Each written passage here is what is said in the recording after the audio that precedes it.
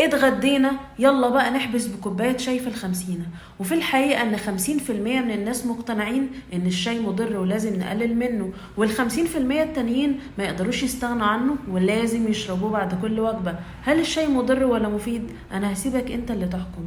الشاي فيه مادة السيوفيلين، والمادة دي موسعة للشعب الهوائية لدرجة ان هي بيصنعوا منها الادوية اللي بتدعم صحة الجهاز التنفسي، كمان بيصنعوا منها ادوية الكوهانويدز اللي بتعزز صحة القلب، وفي مادة التانيك أسيد اللي بتعتبر مضاد قوي للأكسدة.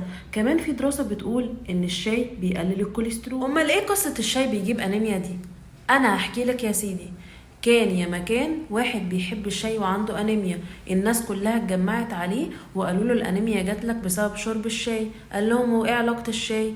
الشاي ما بيأثرش على نسبة الحديد اللي في جسمي، لكن بيأثر على الحديد اللي أنا باكله الجديد. لو كلت حديد من مصدر نباتي فهو ضعيف، الشاي هيكسره ويقدر عليه، لكن لو كلت حديد من مصدر حيواني فهو قوي، الشاي مش هيقدر عليه. ومن هنا لازم أعرف امتى أشرب الشاي، امتى خليه مضر وامتى خليه مفيد. والله واكل طبق سلطة حلو كده ولا طبق سبانخ، طبعا ما اشربش الشاي بعديه. ولا لو اكل اكلة دسمة وحلويات، خليك في الخمسينة. طب لو انا اصلا باخد علاج حديد للانيميا، اشرب شاي ولا لا؟ لا، ده بقى مفهوش هزار. لو باخد دواء حديد للانيميا ابعد عنه الشاي اميال واميال. اصلا دواء الحديد بيتلكك، انا لو عليا هقول لك خد دواء الحديد على معده فاضيه، لكن عشان اثاره الجانبيه اللي مش ولا بد بقول لك خده بعد الاكل بساعتين. وعلى قد ما تقدر ابعدوا عن الشاي والقهوه. طب حلو قوي، انتي عماله تقولي لنا فوائد من الصبح، طب ما نشرب بقى شاي براحتنا. لا، اذا كان حبيبك عسل.